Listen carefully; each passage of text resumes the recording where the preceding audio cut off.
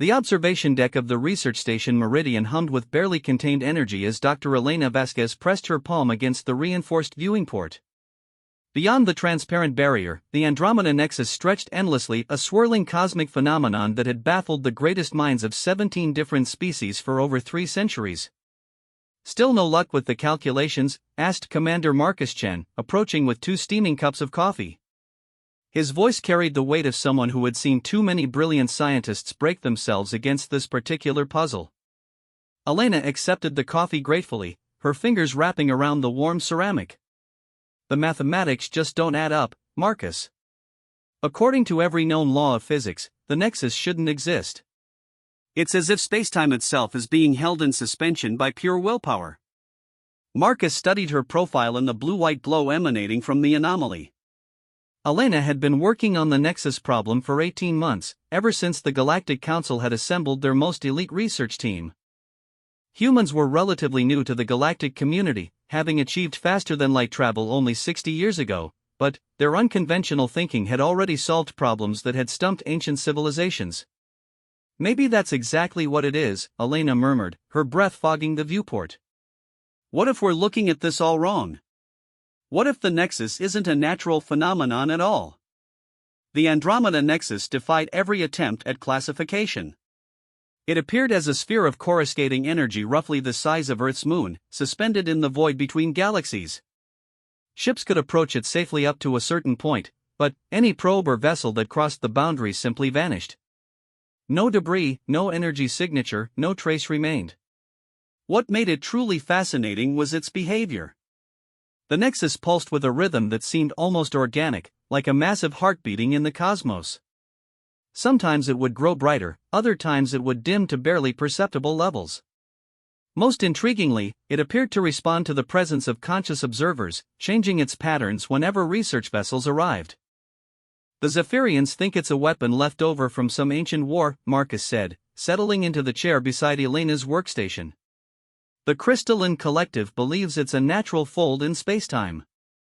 And the void touched. He paused, shaking his head. "They won't even talk about it. Just get this look in their eyes and change the subject." Elena pulled up her latest data models on the holographic display. Streams of numbers and equations flowed through the air like digital waterfalls. "I'd been thinking about what Captain Thorvald said before he disappeared. His last transmission mentioned something about temporal displacement, about time moving differently near the nexus." The mention of Captain Thorvald cast a shadow over the conversation. The veteran explorer had been leading a close-range survey mission when his ship, the Intrepid, had simply vanished 3 months ago. No distress signal, no warning. One moment they were reporting normal readings, the next they were gone. "Thorvald was a good man," Marcus said quietly. "If he found something in there, he would have tried to get word back to us." Elena turned away from her calculations, studying Marcus with tired eyes. The commander had volunteered for this mission despite having every reason to stay home. His daughter had just started university on Earth, and his ex-wife had made it clear she thought he was choosing his career over his family once again. But Marcus understood something that many didn't. This wasn't just about solving a scientific puzzle. The nexus represented a fundamental question about the nature of reality itself. "I've been thinking about consciousness," Elena said suddenly. "About how quantum mechanics suggests that observation affects reality at the subatomic level. What if the nexus is some kind of amplification of that principle? What if it's a place where consciousness and reality intersect in ways we don't understand?" Marcus raised an eyebrow. "That sounds dangerously close to mysticism, Doctor. Maybe mysticism is just science we don't understand yet." Elena stood and began pacing, her mind racing. Think about it, every species that's encountered the nexus has described it differently. The Zephyrians see geometric patterns, the Crystalline Collective perceives harmonic frequencies, and humans, we see the swirling energy that reminds us of everything from nebulae to neural networks. She pulled up recordings from various species' encounters with the nexus. The differences were striking. What appeared as chaotic energy to human eyes looked like ordered crystalline structures in Zephyrian visual spectrums, while the sonic-sensitive Kalari described hearing an impossibly complex symphony. It's showing each species what their minds are equipped to perceive, Elena continued, excitement building in her voice. But what if that's not just how it appears? What if that's literally what it becomes in the presence of different types of consciousness? The implications of her theory were staggering. If consciousness could literally reshape the nexus, then it might be possible to influence it deliberately. But it would require someone to get close enough to test the hypothesis, and that meant crossing the boundary where every previous expedition had vanished. Elena, Marcus said carefully, are you suggesting what I think you're suggesting? Before she could answer, an alarm began chiming throughout the station. Red lights flashed as the automated systems detected an anomaly. Through the viewport, they watched as the nexus began to pulse more rapidly, its energy patterns shifting from the usual blue-white to a deep, resonant gold. It's never done that before, Elena whispered, pressing her face against the viewing port. The golden light seemed to reach across space directly toward the research station. As it touched the hull, the entire structure began to hum with sympathetic vibration. Elena felt it in her bones, a frequency that seemed to resonate with something deep in her consciousness. And then, impossible as it seemed, she heard a voice. It wasn't audible in any conventional sense, no sound waves traveled through the vacuum of space. Instead, the voice seemed to speak directly into her mind, bypassing her ears entirely. It was gentle, infinitely patient, and unmistakably human. Elena, the voice said, and she recognized it immediately despite the impossibility of what she was hearing. Elena, can you hear me? It was Captain Thorvald. Marcus grabbed her arm as she staggered backward from the viewport. What is it? Elena, what's wrong? He's alive, she whispered, tears streaming down her face. Marcus, Captain Thorvald is alive, and he's inside the Nexus. He's been trying to communicate with us this whole time. The golden light pulsed again, and this time Marcus heard it too, not with his ears, but with something deeper. Thorvald's voice, impossibly clear across the void, Elena, Marcus, I need you to listen carefully. Time works differently here. I've been trying to reach you for what feels like years, but I think only months have passed in your time frame. The Nexus, it's not what we thought. It's not a weapon or a natural phenomenon. It's a place. A place where consciousness can exist without the constraints of physical reality. Elena's hands shook as she activated the station's recording systems. This was the discovery of the century, perhaps of human history itself. Captain, how are you surviving in there? What happened to your ship? The ship is here, but it's changed. Everything here responds to thought, to will, to the deepest desires of consciousness. I've been trying to understand it, to find a way to communicate. But, Elena, there's something else. Something incredible. The Nexus isn't just a place, it's an invitation. An invitation to transcend the limitations of physical existence. Marcus stepped forward, his military training warring with the impossibility of what he was experiencing. Captain, we need extraction coordinates. We need to get you out of there. Thorvald's laugh echoed in their minds, warm and impossibly distant. Marcus, my friend, you still don't understand. I don't want to come out. The Nexus has shown me things, the true nature of consciousness, the connection between all living beings, the possibility of existence beyond death itself. It's offered me something that I never dared hope for. Elena pressed closer to the viewport, the golden light washing over her face. What has it offered you, Captain? Immortality, Elena. Not just of the body, but of consciousness itself. The ability to exist in a state where time has no meaning, where thought becomes reality, where every moment can be eternal. And, it's not just for me. The Nexus is calling to humanity, specifically to humanity. Our consciousness, our imagination, our ability to dream, it's exactly what the Nexus has been waiting for. The implications crashed over Elena like a tidal wave. Humanity had always been considered the newcomers to galactic civilization, the young species still learning from their ancient neighbors. But, what if their youth, their creativity, their unbounded imagination was exactly what made them special? The other species, Elena said, understanding beginning to dawn. They're too set in their ways, too bound by their ancient traditions and logical frameworks. But humans. Humans dream, Thorvald confirmed. Humans imagine. Humans have the audacity to believe that reality is malleable, that the impossible can become possible. The Nexus has been waiting for a species like ours for millennia. Marcus felt a chill run down his spine. Captain, what exactly are you asking us to do? The golden light pulsed brighter, and, when Thorvald spoke again, his voice carried an urgency that cut through the mystical wonder of the moment. Elena, I know you feel it too. I can sense your consciousness touching the edges of the Nexus even now. You've been having dreams, haven't you? Dreams of floating in golden light, of understanding the fundamental forces of the universe? Elena's breath caught.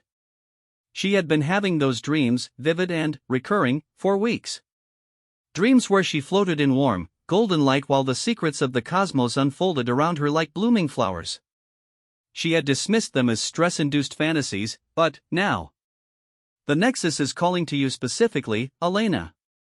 Your consciousness, your way of thinking, it resonates with what the Nexus truly is.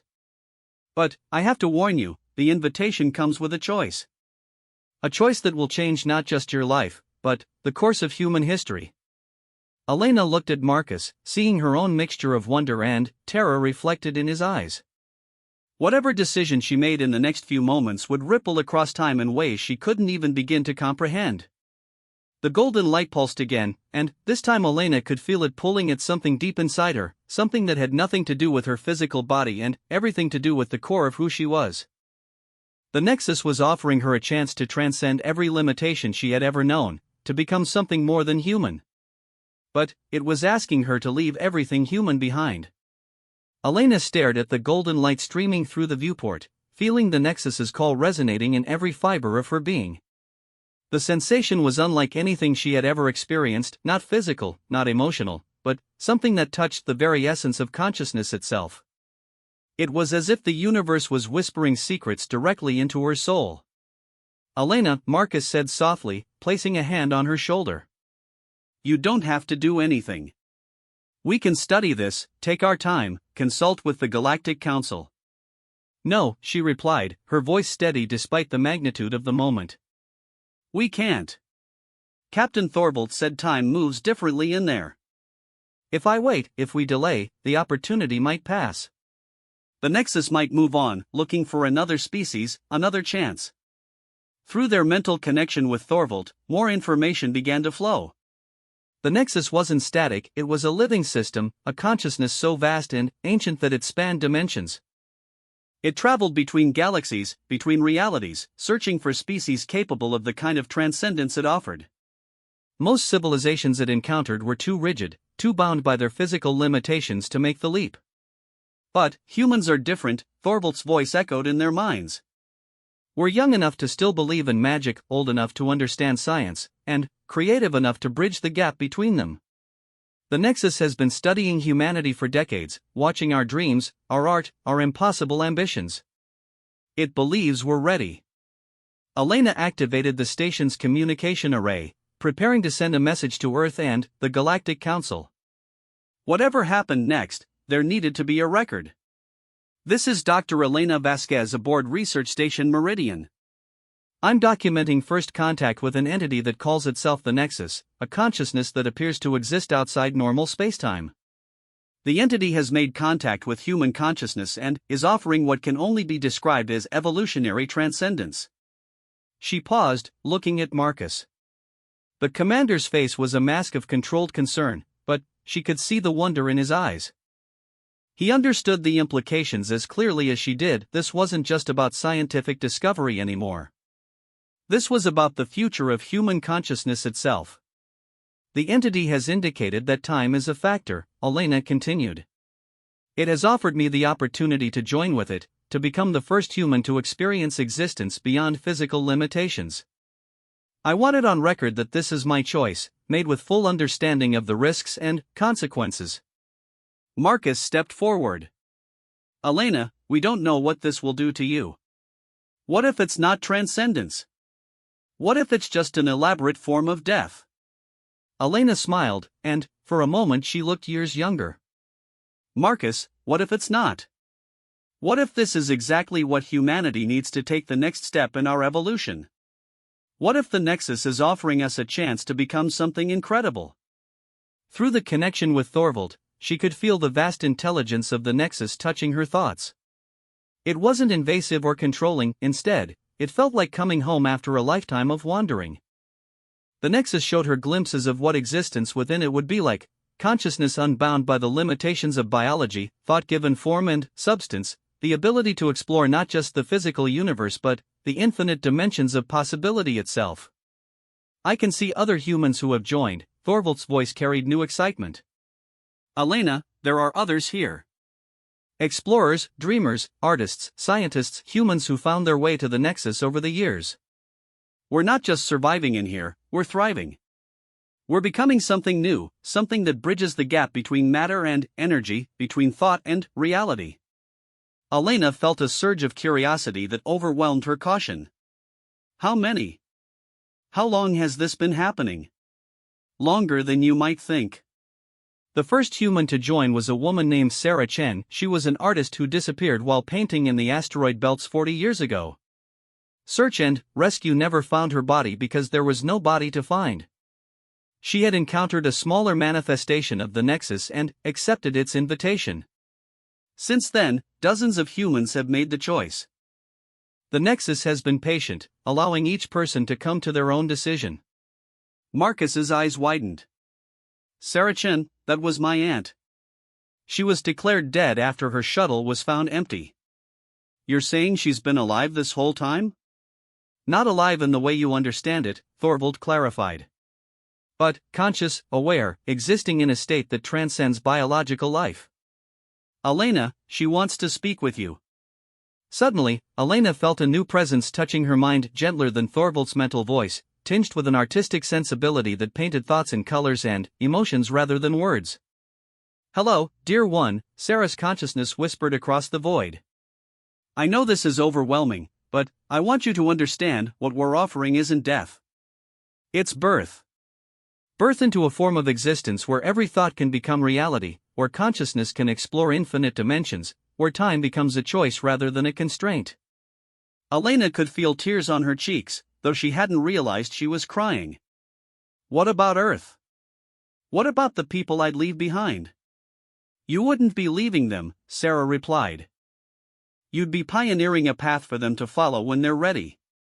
The Nexus doesn't seek to steal humanity away from its physical existence, it wants to expand the possibilities of what human existence can become. Think of it as opening a new frontier, one that exists in consciousness rather than space. The golden light from the Nexus pulsed brighter, and Elena could feel it calling to her with increasing intensity. The sensation wasn't urgent or demanding, instead, it felt like an old friend patiently waiting for her to come home. The logical part of her mind raced through calculations and probabilities, but another part of her, the part that had always dreamed of touching the stars, knew what her answer would be. Marcus, she said, turning to face her friend and colleague. I need you to promise me something. After I'm gone, don't let them write this off as a tragedy or a loss. What I'm about to do isn't suicide, it's exploration. It's humanity taking the next step in our cosmic evolution. Marcus gripped her hands, his soldier's composure finally cracking. Elena, please. There has to be another way. We could study this for years, find a method that doesn't require you to. To what? To risk everything? Elena smiled softly. Marcus, that's what humans do. We risk everything for the chance to discover something incredible. Columbus risked falling off the edge of the world. The Apollo astronauts risked being stranded in space. Every human who ever pushed the boundaries of what was possible risked everything for the chance to find something better. She pulled up her personal files on the workstation, recording final messages for her family, her colleagues, her students back on Earth. As she spoke, the Nexus's presence grew stronger in her mind, showing her visions of what awaited, not death, but transformation. She saw herself learning to exist as pure consciousness, exploring realities where the laws of physics were more like suggestions, discovering truths about the universe that no physical being could ever comprehend. The most incredible part, Thorvald's voice added, is that we're still connected to humanity. We can watch over Earth, guide and protect when necessary. The Nexus isn't taking us away from our species, it's making us guardians, explorers who can venture into realms that physical bodies could never survive. Elena finished her recordings and stood, feeling a strange sense of lightness, as if gravity itself was beginning to lose its hold on her. The Nexus was preparing for her arrival, adjusting its frequencies to accommodate human consciousness. There's something else you need to know, Sarah's voice carried a note of wonder. The Nexus isn't just offering this to random individuals. It's calling to specific humans, ones whose consciousness can serve as bridges between physical and transcendent existence. Elena, you're not just joining us, you're going to help establish the connection that will allow other humans to follow when they're ready. Elena looked out at the swirling golden light, feeling its pull growing stronger with each passing moment. She could see her reflection in the viewport, tired, excited, absolutely terrified, and more alive than she had ever felt. "Will I still be me?" she asked. "You'll be more yourself than you've ever been," Thorvald assured her. The Nexus doesn't erase who you are, it removes the limitations that have been holding you back. Every dream you've ever had, every wonder you've ever imagined, every question you've ever wanted to answer, they'll all be possible. Elena took a deep breath and activated the station's emergency beacon, ensuring that her choice would be recorded and transmitted to the Galactic Council. Whatever happened next, humanity would know that this opportunity existed. "Marcus," she said, placing her hand on the viewport's surface. "Tell Earth that we're not alone in the universe. Tell them that consciousness is far stranger and more wonderful than we ever imagined. And tell them that when they're ready, when humanity has grown enough to handle the responsibility, the Nexus will be waiting." The golden light began to intensify, reaching through the station's hull as if physical barriers had no meaning. Elena felt it touching her consciousness directly, gently lifting her awareness away from her physical body. "Elena," Marcus called out, reaching for her as her form began to shimmer with the same golden light emanating from the Nexus. She turned back to him one last time, her eyes blazing with an inner light that seemed to contain entire galaxies. "Tell them I said yes, Marcus. Tell them I said yes to the greatest adventure in human history." And then, she was gone, her physical form dissolving into streams of golden light that flowed through the station's walls and across space toward the waiting Nexus. But her consciousness, her essential self, soared free, finally, able to explore the infinite possibilities that had always called to the human spirit. Marcus stood alone on the observation deck, watching as the Nexus pulsed with new patterns of light. In those patterns, he could almost see Elena's face, smiling with the joy of discovery that had always defined her. The greatest adventure in human history had begun. Elena's consciousness exploded into existence within the Nexus like a star being born. There was no transition, no gradual adjustment. One moment she was watching Marcus through a viewport, the next she was floating in an ocean of pure possibility where thoughts had weight and dreams took shape around her. The first sensation wasn't physical, it was the overwhelming realization that she was no longer alone in her own mind. Dozens of human consciousnesses surrounded her like welcoming lights, each one distinctly individual yet connected to the greater whole of the Nexus. She could feel Thorvald's steady presence, Sarah Chen's artistic spirit, and dozens of others she didn't recognize but somehow knew intimately. "Welcome home, Elena," Sarah's consciousness embraced her with warmth that had nothing to do with temperature and everything to do with belonging. "How does it feel to be truly alive?" Elena tried to respond and discovered that communication here required no words, no sounds, no physical mechanisms at all. Thought flowed directly between consciousnesses like water finding its level. Her reply came as pure meaning, amazement, gratitude, and an overwhelming sense of rightness, as if every moment of her life had been leading to this instant. Around her, the Nexus revealed its true nature. It wasn't a place in any conventional sense, but rather a state of existence where consciousness could shape reality through will alone. The golden light that had seemed so mysterious from outside was actually the visible manifestation of collective thought, thousands of beings from dozens of species, all contributing their unique perspectives to create something greater than the sum of its parts. "The first thing you need to understand," Thorvald's presence moved closer, his consciousness warm with friendship and infinite patience, "is that time here doesn't work the way you remember. A thought can last for millennia, or you can experience entire lifetimes in what would be seconds in physical space. Duration is a choice. Elena experimented with this concept, allowing her consciousness to stretch and contract like a rubber band. She discovered she could compress hours of contemplation into microseconds, or expand a single moment of wonder into what felt like years of exploration. The freedom was intoxicating. Watch, Sarah's artistic mind painted the space around them with impossible colors that had no names in any physical spectrum. Here, imagination becomes reality. Elena watched in wonder as Sarah's thoughts manifested as a vast garden that existed in 17 dimensions simultaneously. Flowers bloomed with mathematical precision while their petals sang harmonies that could only exist in the realm of pure consciousness. The garden was beautiful beyond description, but, more importantly, it was real as anything Elena had ever experienced. Now you try, Sarah encouraged. Think of something you've always wanted to create, something impossible in the physical world. Elena focused her consciousness, remembering childhood dreams of flying among the stars. But, rather than simply imagining flight, she found herself becoming flight itself, her consciousness expanding across light years in an instant, touching distant galaxies while simultaneously existing in intimate detail within the heart of individual atoms. She was everywhere and nowhere, infinite and infinitesimal, and it felt like coming alive for the first time. Beautiful, Thorvald's approval flowed through the shared space. You're adapting faster than anyone we've seen. The Nexus chose well. Elena began to understand why the Nexus had been drawn to humanity.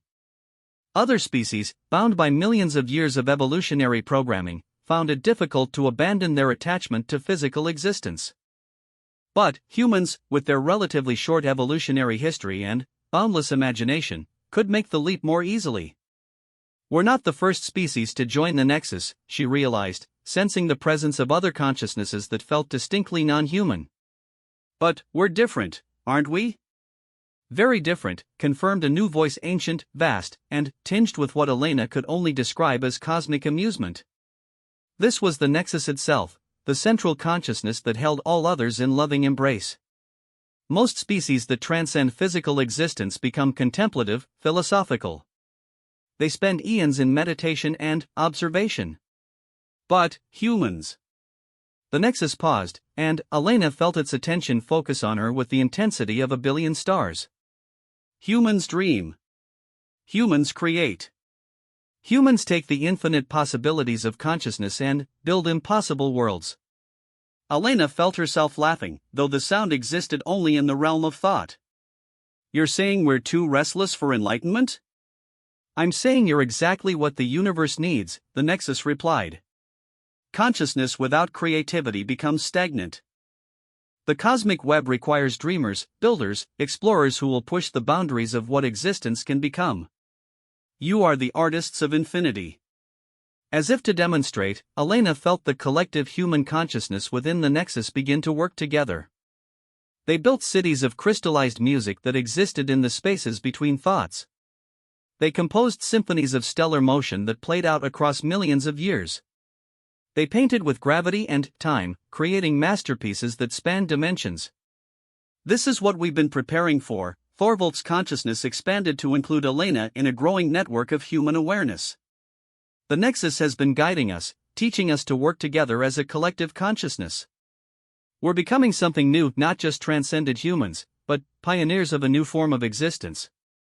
Elena felt herself connecting to this human collective, her consciousness interweaving with theirs while maintaining her individual identity.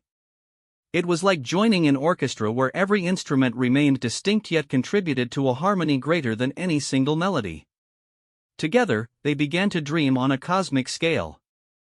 "Show me Earth," Elena requested, and immediately she could see her home world as if from a million different perspectives simultaneously.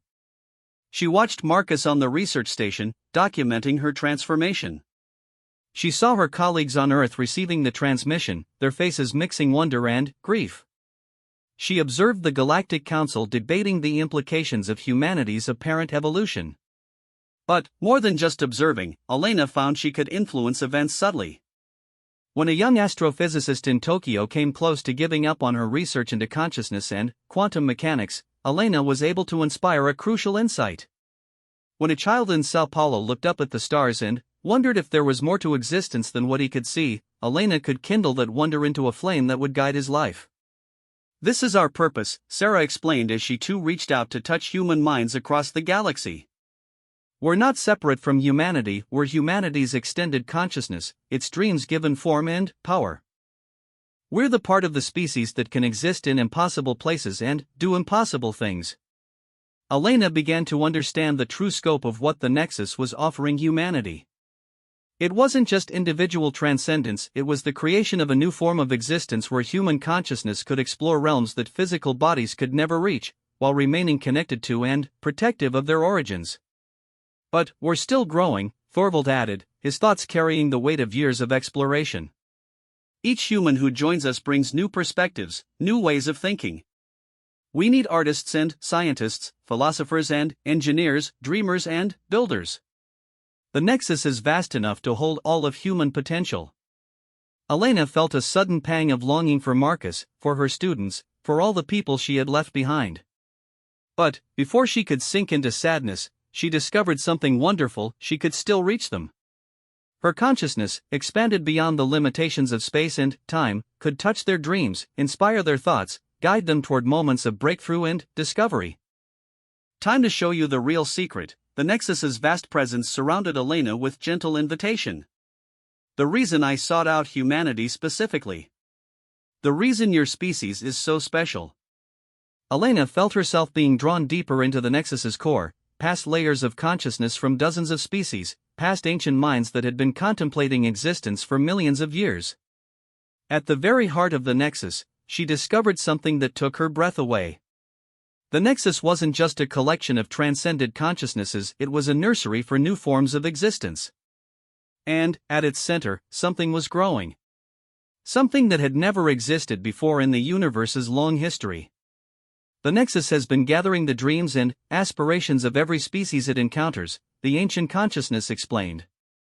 For eons, I've been preparing for the birth of something unprecedented, a new form of cosmic consciousness that will be able to bridge all forms of existence, from the smallest quantum particles to the largest galactic clusters. Elena stared at the growing presence at the Nexus's heart.